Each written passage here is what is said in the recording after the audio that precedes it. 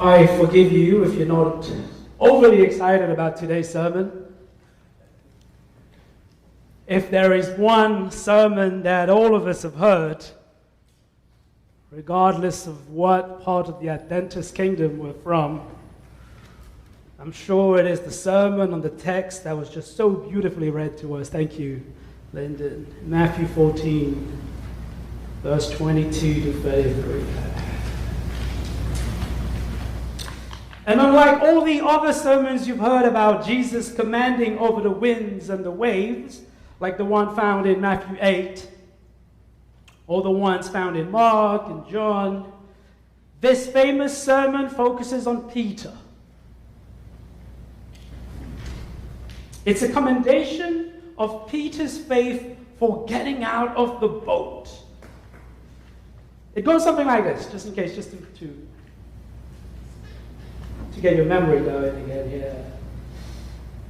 While all the other disciples, full of fear, for good reasons, watch with their hearts beating in their mouth, Peter is full of courage. He is full of faith. He is full of boldness. And he dares to do the impossible. He places his feet on the surface of the water and boom, the miracle happens. Peter walks on water. But like all good sermons, there's a little problem. And the problem, as it is usually put, is that Peter takes his eye off Jesus. Remember that bit?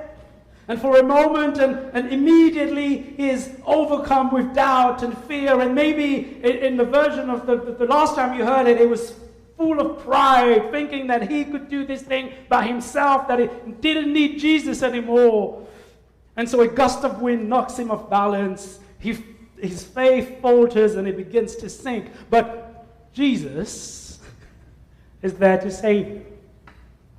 Sounds familiar? Were you there too when I first heard that in Pathfinder? Camp Ori? And so the preacher concludes, like Peter, you too must also find the courage of faith needed to do great things. But beware, there's a warning. Keep your focus on Jesus. If you want to walk on water, if you want to do great things, keep your focus on Jesus. And here endeth the lesson for today. You've heard that sermon, haven't you? I think we all like this one. It's encouraging. It reminds us that Christian faith should be characterized by courage, by zeal, and a firm resolve to stay true to God and trust in God in all situations. That as long as we trust in God, that everything is possible. I knew a pastor growing up who would preach this sermon whenever in the community someone would die. He would look at the grieving family and say, "This is your storm. Don't be like Peter. Keep your eyes on Jesus, and you will get through this." It's encouraging, I guess. I don't know. But it's also motivating, isn't it? It's really motivating. It holds the promise that we can do great things. That you and I can do great things. Actually, greater things that others have done before. And no one is as obsessed with doing great things as the Christian person. Some of you might remember John Ortberg's, if you want to walk on water, you've got to get out of the boat. Remember that one? If you want to walk on water, you've got to get out of the boat. Face your fears. Get out of the boat. Faith can and faith will cost you something big, but the reward of it will be bigger than you can imagine. Yes, Peter tried. Yes, Peter failed and had to be rescued, but Peter was the only man in history who ever experienced walking on water. The only person who ever even remotely got to participate in the world in the same way that God did. And so be like Peter. In fact, no, be better than Peter. Don't just take a few steps and just sink. No, no. Keep your eye on Jesus. You will walk the whole distance. We like that story, let's be honest. It's a sort of hero story. Find courage, overcome your fear, trust God, and you will accomplish great, great things.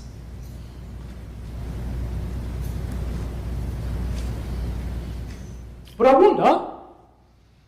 wonder if there's another way for us to read this text. I almost gave up by Tuesday. I had already sent my text to Pastor Rebecca for the bulletin, and I was like, I don't know, am I going to preach that same sermon again? And I was like, there must be another way to read this text. A way that's not so focused on the ambition of doing great things. Or perhaps to be more realistic, a way that's not so focused on why we fail to do great things. Because that's also part of it, isn't it? It's a big part, actually. The disappointment of not having enough faith, or having too much doubt, or not being able to keep your eyes on Jesus, and so you don't end up doing the great things that you wanted to do. Why don't I have more faith? Why can't I trust God? Why am I afraid to let go and let God care for me? Why do I doubt? I believe I am in God's hands, and I know there are good hands, but when I lose my job, or when I lose my health, or and my relationship falls apart, my faith goes with all of it, and I begin to sink. Why can't I be like those who do not doubt, those who have all the faith, those who are bold and courageous and can walk on water?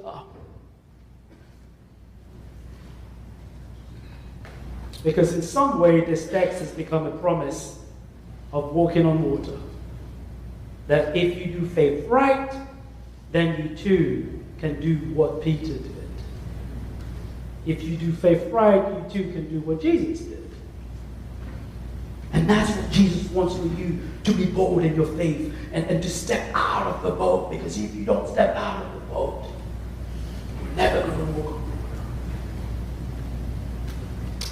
There's some wisdom there, I'm sure. I'm convinced. But there's also another way I think that we can read this text. I was talking to a friend of mine, this is Wednesday now, about the story. We both grew up around fishing communities. And we started talking about how dangerous the sea can be. And my friend pointed out something. He pointed out how crazy it was that Peter would ask to step out of the boat and walk to Jesus as a storm is brewing. It really is an odd thing. Imagine this, they're in a boat. The winds have picked up, and so have the waves, and they're afraid because things are getting dangerous. This is the ocean. They're cold, soaked, their hands blistered from the effort, struggling to get to the other side. They see someone appear in the mist. They think it's a ghost, and so they get more scared. But it turns out it's Jesus coming towards them, but they're not quite sure. And so Peter says, Lord, if it's you, ask for me to come to you on the water. That's crazy. Most of us would have said, Lord, if it's you, firstly, make the winds and the waves stop right now.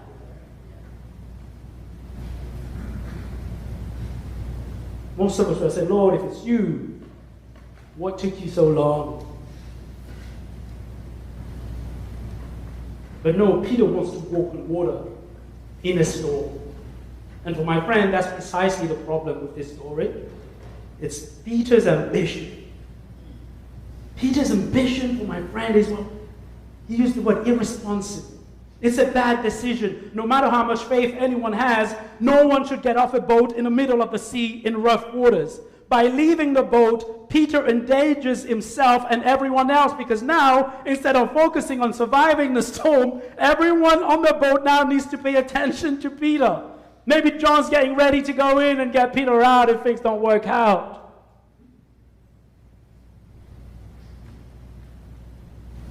It's a bad decision.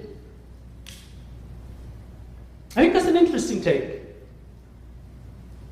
It's worth considering because it reveals something about the sense of ambition we have embraced in our society.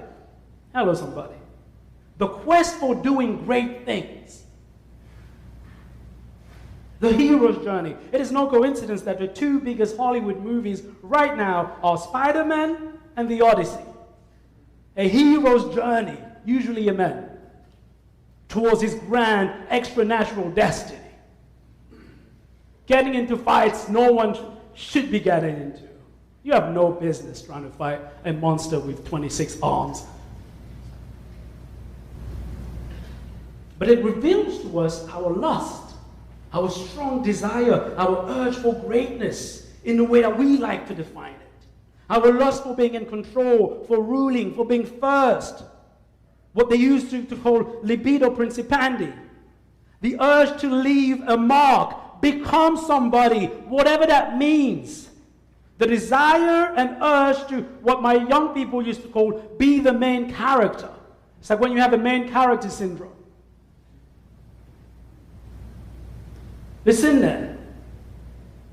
And we do it in a church. We want to be extraordinary Christians. It's not enough to be just a Christian.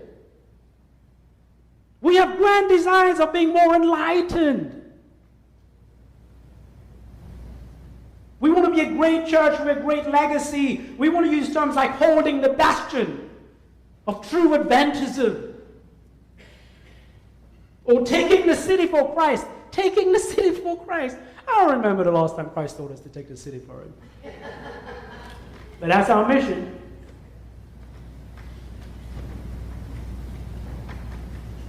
And on the surface, I get it. These sounds innocent enough. They sound holy even.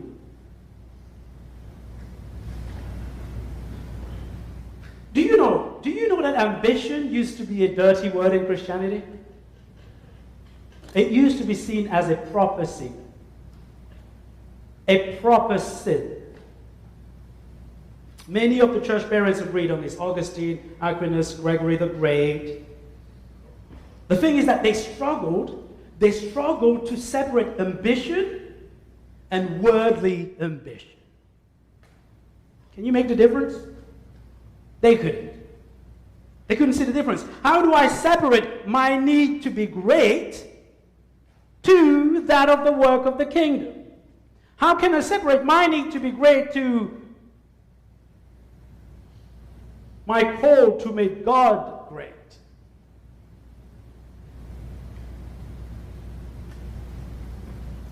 They couldn't see the difference. Augustine especially believed that ambition inspired self-centeredness. He thought that ambition was a me type of project. That it got in the way of seeking God and loving and caring for the world. Ambition was not always a virtue. It was a sin. Can you imagine? That sounds weird to us today, I think. Something to think about. It is. Our desire to leave the boat and walk on water. Why do we want to do that? Because I think the thing about ambition is that it's closely tied to recognition, isn't it? Ambition is rarely just about being good at something. It's rarely just about mastery, expertise, and skill. It's rarely about just producing good fruits. It's also about being recognized for these good fruits. I can see this in my work. I can see this. Being torn between producing good fruits and being known for producing good fruits.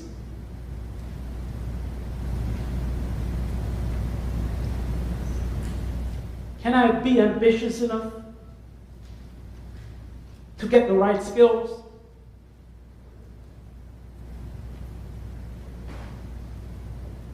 And maybe this is where you and I can relate to Peter.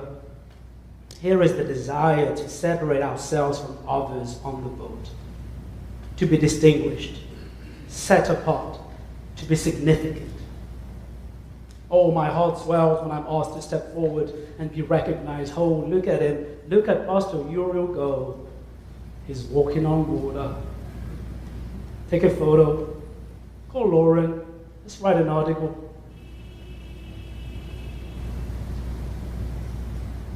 Ambition. I don't know what you make of it, but Matthew seems to push back against our version of ambition at least. Can I draw your attention to verse 33 as we close? Verse 33, as Jesus reaches out to Peter and lifts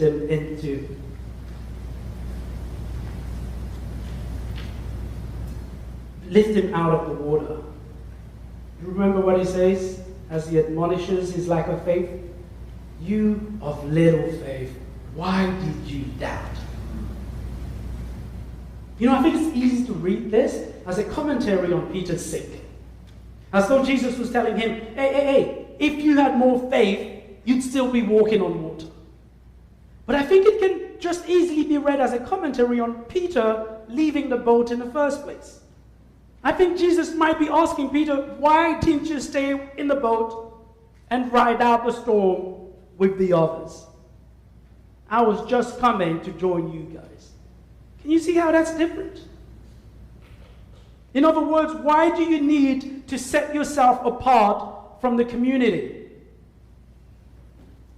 when that's where I myself am headed? When that's where the security is, that's where the comfort is, that's where the strength is. And I don't want to be too moralistic this morning, but I think Matthew is trying to avoid a bit of that. But I think so much of religion is built on the fantasy that faith means becoming extraordinary, rising above our humanity and our struggle, setting ourselves apart, conquering storms, and proving our commitment through solitary heroic acts. And we grab that Jesus banner and we do all sort of things in the name of Jesus. Conquering people, conquering land, conquering our own joy, our own desires, for some abstract idea of ambition.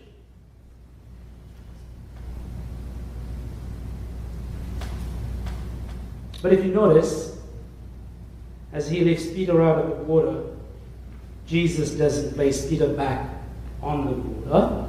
He puts him back into the boat, back into communion with the others, as he himself is in the boat. And Matthew tells us that once everyone was in the boat, the wind ceased. Do you realize it wasn't when Peter was walking on water that the wind ceased? It's when everyone got in the boat.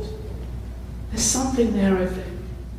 The boat used to be one of the early symbols of the Christian church was a ship, was a boat. There's something going on here that Matthew is trying to tell us. The wind ceased and the water settles, and they began to worship in the boat on their way to the other side.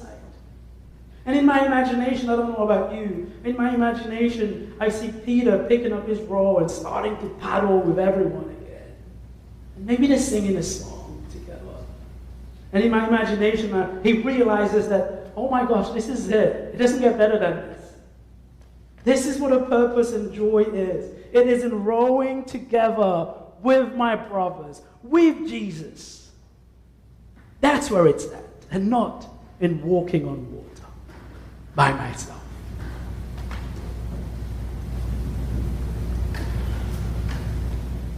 If you're in a storm right now, I think to some degree most of us are, can I give you a word of advice? Stay in a boat. Stay with the community. Don't try to escape it. Ride it out. Ride out the storm together. With your brothers and your sisters, with the community, and with Jesus. There's no place like the boat during the storm. Amen.